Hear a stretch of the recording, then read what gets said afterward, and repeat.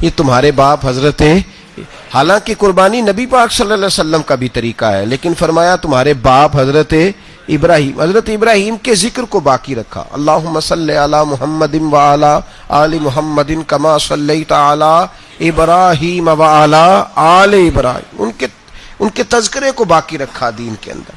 حضرت ابراہیم بڑی امتیازی شان والے نبی ہیں، بڑی امتیازی شان والے. رب کریم کا وہ دوست جس نے کوئی چیز بچا کے نہیں رکھی، ہر شے ہی اپنے رب کی بارگاہ میں پیش کر دی. چند چیزوں سے انسان کو بڑا پیار ہوتا ہے، گھر اسے بڑا پیارا ہوتا ہے. وہ بڑا خوبصورت ہوٹل، 5 اسٹار ہوٹل میں رہا، وہ اسلام آباد گیا، کسی سفر پہ گیا تو بڑے اعلیٰ قسم کے اس کو کھانے ملے، بڑی چیزیں ملی، لیکن کبھی دائیں کروٹ کبھی بائیں کروٹ. تو ساتھ بیڈ پہ دوست تھا تو اس نے کہا صاحب سو جاؤ، تو اس نے کہا یار جو مزہ اپنے گھر میں سونے کا ہے وہ کسی اور جگہ تھوڑی ہے. گھر بڑا پیارا ہوتا ہے، انسان کو لگاؤ ہوتا ہے. جس بے تکلفی سے، سکون سے، آرام سے انسان اپنے گھر میں وقت بتاتا ہے، کہیں اور مشکل ہو جاتا ہے. دوسرا، انسان کو اولاد بڑی پیاری ہوتی ہے، بڑی عجیب شے، نہ ہو تب بھی بڑا دکھ ہے، اور ہونے کے بعد بھی اس کی بڑی آزمائشیں. یہ بڑی ایک میٹھی چیز ہے. اولاد ایک بڑا عجیب سا میوہ ہے، پتہ نہیں یہ کس انجیکشن کا نام ہے کہ چھاتی پر چڑھ جائے تو اللہ سکون عطا فرما دیتا ہے. پتہ نہیں کس ٹھنڈی دولت کا نام رب کریم نے اولاد رکھا ہے. بڑی پیاری ہوتی ہے اولاد. پھر تیسری چیز، انسان کی اپنی جان ہے، اور یہ اتنی قیمتی شے ہے کہ اللہ کریم نے فرمایا کہ اگر تیری گردن پہ کوئی آدمی پستول رکھ کے، تلوار تیرے گلے پہ رکھ کے کہے نا کہ رب کا انکار کر دے ورنہ مار دوں گا، تو فرمایا وقتی طور پہ میری ذات کا انکار کر پر جان بچا جا. اگر تو مرنے کے قریب ہو گیا ہے اور حرام شے کھائے بغیر تو بچ نہیں سکتا، مر جائے گا، تو فرمایا چل تو اس طرح کر، حرام کھا کے جان بچا. پر جان بچانا فرض ہے، ضروری ہے. وطن بڑا پیارا، اولاد بڑی پیاری، جان بڑی پیاری. پر حضرت ابراہیم سے رب کریم نے فرمایا چل ابراہیم کوئی چیز دے، تو کہا یا اللہ تینوں ہی تیرے نام پہ قربان کرتا ہوں، تیری ہوئی ساری، ہر شے تیری. حضرت ابراہیم نے دین کے لیے، آپ شہر بابل کے قریب پیدا ہوئے تھے، وہاں سے مصر آئے، مصر سے فلسطین آئے، اور فلسطین سے آ کر کے کعبہ آباد فرمایا. زندگی سفروں میں گزری. سفر ایک تکلیف والی چیز ہے، پر حضرت ابراہیم نے وطن چھوڑ دیا، گھر چھوڑ دیا. جان بڑی عزیز ہوتی ہے.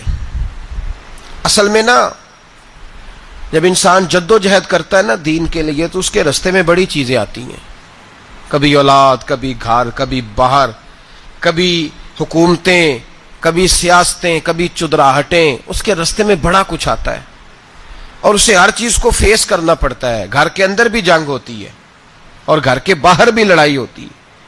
یہ آسان ہے ہی نہیں. ہم تو خیر ہتھیار چھوڑ کے پھینکنے والے لوگ ہیں، ہم بھولے بھالے لوگ ہیں. ہم کہتے ہیں میں نے تو کہا تھا مہندی نہ کرو، پر بیٹے نہیں مانے، بھولے جو ہوئے.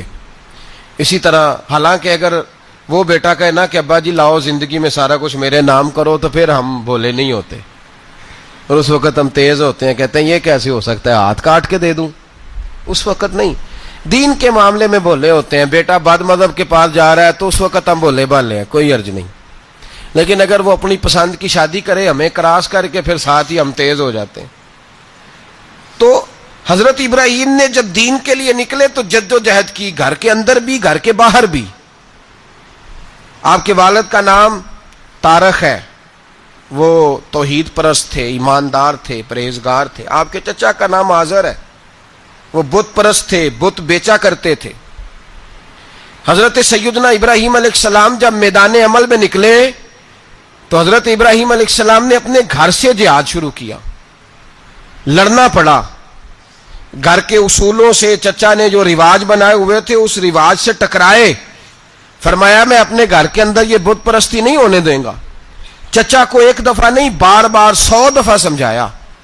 آپ کا چچا بت بنا کے بیچا کرتا تھا. حضرت ابراہیم علیہ السلام تھوڑے بڑے ہوئے تو کہنے لگا کہ چلو میرے ساتھ تم بھی بت بیچنے ہیں، ہمارا کاروبار ہے۔ حضرت ابراہیم ساتھ نکلے تو بت پکڑا ہے، گندے پانی کے اندر اس بت کو ڈبوتے ہیں، کہتے ہیں کسی نے خریدنا ہے تو خرید لو، نہ یہ نفع دے سکتا ہے نہ نقصان دے سکتا ہے، جو اپنا آپ نہیں بچا سکتا تمہیں کیا بچائے گا، خریدنا ہے تو خرید لو۔ چچا کہنے لگا تو کاروبار چمکا رہا ہے کہ تباہ کر رہا ہے؟ گھر میں بڑے معاملات خراب ہوئے، جھگڑے ہوئے، لیکن حضرت ابراہیم علیہ السلام ایک منٹ کے لیے بھی اپنے گھر کے اندر بھی کمپرومائز کرنے کو تیار۔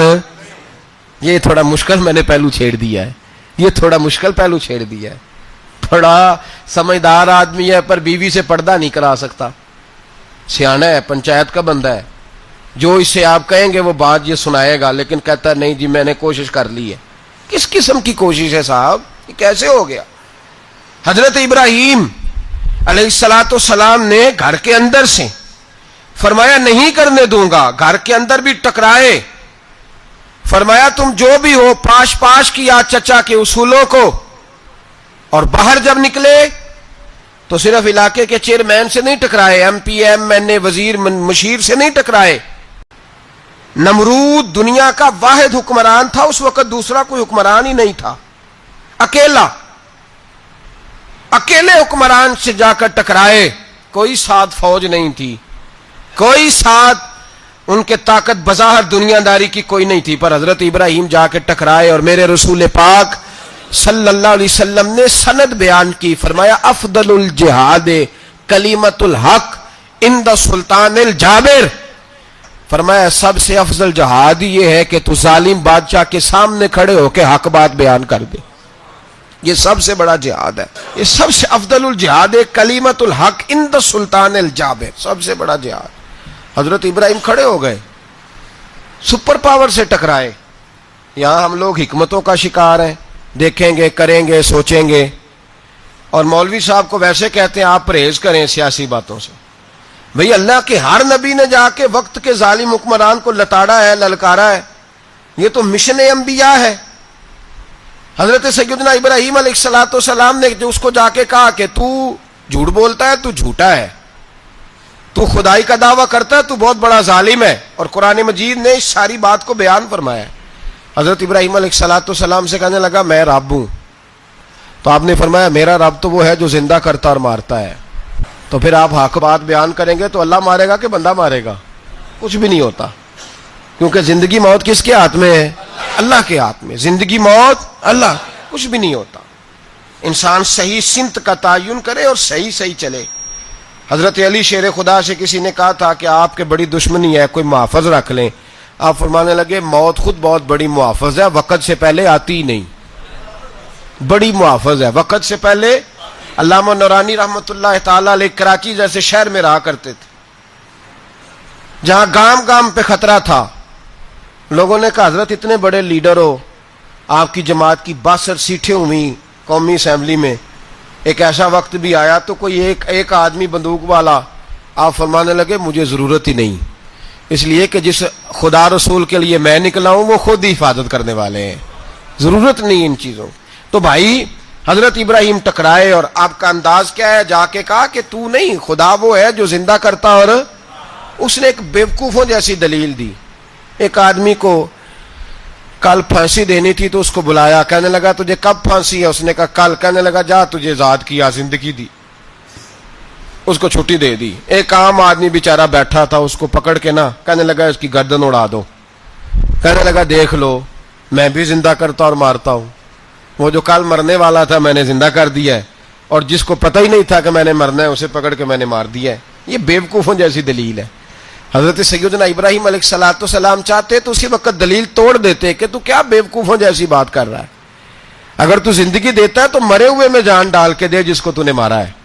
لیکن حضرت ابراہیم نے دیکھا کہ بیوقوف ہے، بیوقوفوں سے بحث نہیں ہوتی، دلیل بدل لی جاتی ہے، ان کی عقل کے مطابق بات کی جاتی ہے۔ حضرت ابراہیم فرمانے لگے میرا رب وہ ہے جو سورج مشرق سے نکالتا ہے اور مغرب میں غروب کرتا ہے، تو اگر رب ہے تو تو مغرب سے نکال کے مشرق میں غروب کر۔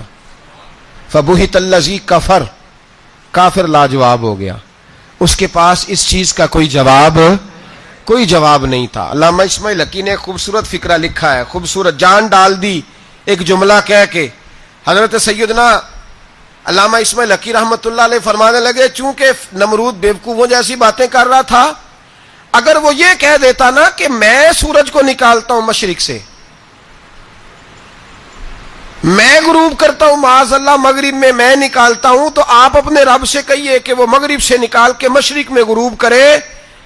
علامہ اسماعیل حقی فرماتے ہیں رب کریم کی آواز قدرت تھی، مالک حضرت ابراہیم علیہ الصلوۃ والسلام کے اس اگر وہ کہہ دیتا اور حضرت ابراہیم دعا کر دیتے تو رب کریم نے فرشتوں کو تیار بٹھایا ہوا تھا، فرمایا اگر یہ کہہ دے میرے خلیل سے کہ سورج مغرب سے نکال کے مشرق میں غروب کرنا ہے تو تیار رہنا، جس طرح خلیل کہیں گے ویسے ہی کر دیں گے۔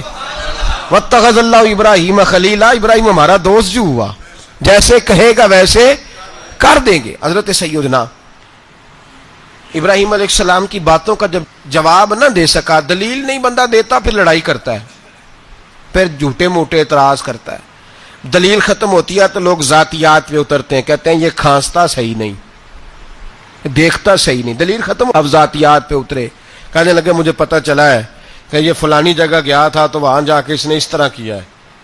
پھر لوگ ذاتیات پہ اترتے ہیں، جب دلیل کا جواب دلیل سے نہیں دے پاتے پھر ذاتیات پر اتر کر حملے کرتے ہیں۔ ابراہیم کے دلائل کا جواب نمرود نہ دے سکا تو کہنے لگا کہ اس کو آگ میں ڈال دو۔ قوم گئی ہوئی تھی ساری، آپ نے بات سنی ہوئی ہے، میں نے صرف اشارہ دینا ہے، میلے پہ تو حضرت سیدنا ابراہیم علیہ السلام نے سارے بت توڑ دیے، کلاڑا بڑے بت کی گردن پہ رکھا، واپس آئے کہنے لگے بت کس نے توڑے ہیں؟ تو فرمایا اس سے پوچھ لو جس کی گردن پہ کلاڑا ہے۔ کہنے لگے یہ تو بول ہی نہیں سکتا، تو فرمانے لگے بڑے بیوقوف ہو جو بولتا ہی نہیں، سنتا ہی نہیں، اپنا آپ نہیں بچا سکتا، اس کی پوجا کرتے ہو؟ کہنے لگے پکڑو دلیلیں ختم ہو گئی، اس کو آگ میں ڈالو۔ بہت بڑی حویلی